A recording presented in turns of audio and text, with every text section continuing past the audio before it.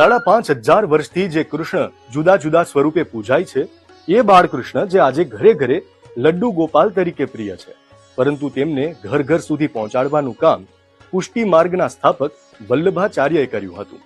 16મી સદીની શરૂઆતમાં શ્રી વલ્લભાચાર્યએ વૈષ્ણવ સંપ્રદાયમાં પુષ્ટિ માર્ગની સ્થાપના કરી. તેઓ સ્વયં કેવી રીતે લાલાને લાડ લડાવતા, બાલકૃષ્ણની સેવા પાછળનું આધ્યાત્મિક મહત્વ શું છે,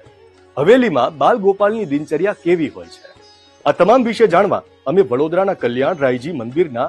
ષષ્ઠ પીઠાધીશ્વર વૈષ્ણવાચાર્ય ગોસ્વામી દ્વારકેશલાલજી મહારાજ સાથે વાત કરી. કૃષ્ણ માત્ર 11 વર્ષ ગોકુળમાં રહ્યા, પણ એટલા વર્ષમાં તેમણે એવી બાળ લીલાઓ કરી જે આજે પણ લોકોને ભક્તિમય બનાવે છે. એમાંથી ગોવર્ધન પર્વતની લીલા તો ઘણી પ્રચલિત છે, પણ તે લીલા પાછળનો મહાત્મ્ય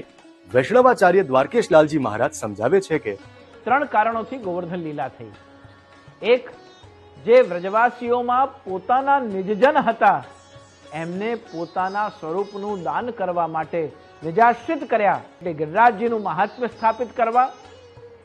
પોતાનું સામર્થ્ય દર્શન કરાવી ઇન્દ્રને શરણે લેવું, ઇન્દ્રનો માનભંગ કરવો, જે વિખૂટા પડેલા જેટલા પણ જીવો છે એ બધા જ વ્રજવાસીઓ જે ભગવાન શ્રી કૃષ્ણને કેવલ કોઈક ચમત્કારિક બાળક માને છે, સાક્ષાત ઈશ્વર નથી માનતા,